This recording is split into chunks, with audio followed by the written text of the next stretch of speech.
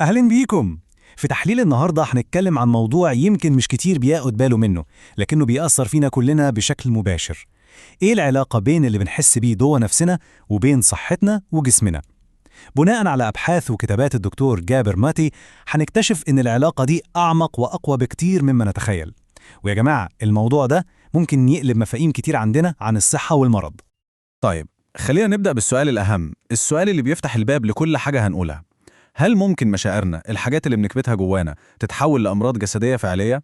يعني هل الزعل ممكن يسبب مرض؟ الإجابة زي ما هنشوف مع بعض وبشكل قاطع هي أيوة، والعلم اللي بيفسر ده بصراحة مدهش. طيب، الجزء الأول لغز طبي.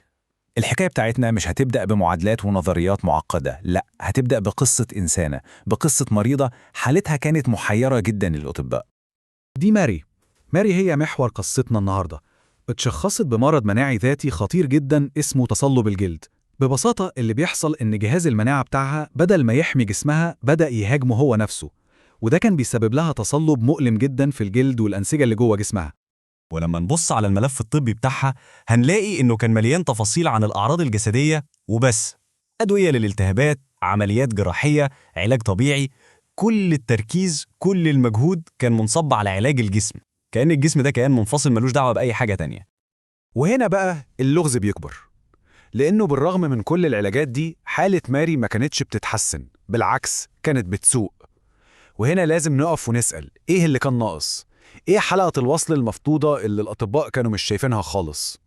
وهنا بندخل على الجزء الثاني، القصة اللي تحت الجلد. دي اللحظة اللي كل حاجة فيها بتتغير. مجرد سؤال بسيط اتسأل كشف عن حكاية تانية خالص، حكاية كانت مدفونة ومستخبية. بصوا على المقارنة دي، هي بتلخص كل حاجة. على الشمال عندنا السجل الطبي بتاعها، كلام علمي بحت، مرض مناعة ذاتية، التهاب، ظاهرة رينود. لكن على اليمين بنشوف القصة الحقيقية، قصة حياتها، طفولة فيها إساءة، إحساس بالهجر، خوف ما بيخلصش. أول ما نحط القصتين دول جنب بعض الصورة بتبدأ تكتمل. والكلام ده من ماري نفسها بيأكد الفكرة دي. بتقول كنت خايفة طول الوقت، بس وأنا عندي 7 سنين كان لازم أحمي إخواتي البنات ومحدش حماني أنا. تخيلوا حجم الإحساس ده لطفلة. كل الخوف ده وكل الإحساس بالمسؤولية دي اتحبسوا جواها، والمشاعر دي لما ما لقيتش أي طريقة تانية تخرج بيها، الجسم هو اللي اتكلم. طيب خلاص، عرفنا قصة ماري. دلوقتي بقى خلينا نطلع من قصتها الشخصية ونبص على الصورة الأوسع، على العلم اللي ورا الموضوع ده. الجزء الثالث، العلاقة بين الضغط النفسي والمرض. العلم اللي بيدرس العلاقة دي اسمه علم المناعة النفسي عصبي. أيوة، الاسم ممكن يبان مكلكع شوية بس فكرته بسيطة قوي. تخيلوا إن عقلنا وجهازنا العصبي وجهاز المناعة التلاتة دول بيتكلموا مع بعض طول الوقت في حوار داخلي. العلم ده وظيفته إنه يتصنت على الحوار ده ويفهمه. طيب، إزاي ده بيحصل بالظبط؟ العملية بتمشي في خطوات واضحة. أول حاجة، كبت المشاعر، يعني الواحد يكتم جواه مشاعر زي الغضب أو الحزن.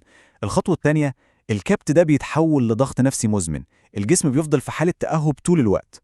الخطوة التالتة، الضغط ده بيلخبط الدنيا جوه، بيبوظ توازن الهرمونات زي الكورتيزول ويضعف جهاز المناعة. والنتيجة النهائية، الجسم بيكون مرهق ومناعته ضعيفة، وده بيفتح الباب لظهور الأمراض. والغريب إن الأبحاث بتقول لنا إن أكتر حاجات بتسبب الضغط النفسي ده مش لازم تكون كوارث كبيرة، لا، دي حاجات بسيطة زي الإحساس بعدم اليقين، أو إن الواحد مش عارف إيه اللي هيحصل، أو إنه حاسس إنه فاقد السيطرة على حياته. الحاجات دي بالذات لما ترتبط بالخوف من فقدان حب أو قبول الناس اللي حوالينا، هي دي اللي بتشغل المنظومة دي كلها بأقصى طاقتها. تمام، يبقى عرفنا إن في أنماط بتسبب ضغط. السؤال بقى، الأنماط دي أصلها إيه؟ جات منين؟ وهنا لازم نرجع لورا شوية، للبدايات. الجزء الرابع، بصمة الطفولة العاطفية. في نمط معين بيتكرر كتير جدا في الحالات دي، الدكتور ماثيا بيسميه الطفلة الطيبة زيادة عن اللزوم، أو الشخص اللي هو زي ما بنقول بالبلدي مفيش منه اتنين. ولازم نفهم كويس قوي إن النمط ده مش عيب في الشخصية أو ضعف، دي آلية دفاع، استراتيجية بقاء الطفل بيتعلمها عشان يعدي. الطفل بيتعلم إن الطريقة الوحيدة عشان ياخد حب واهتمام هي إنه يكنسل احتياجاته هو، ويلغي مشاعره هو، ويركز بس على احتياجاته ورغبات اللي حواليه. بتبقى مقايضة عشان يحس بالأمان.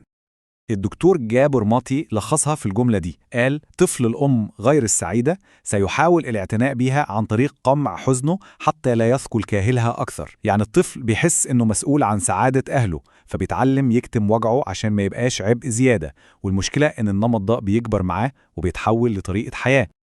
ونيجي هنا بقى لأهم جزء، الجزء الخامس والأخير.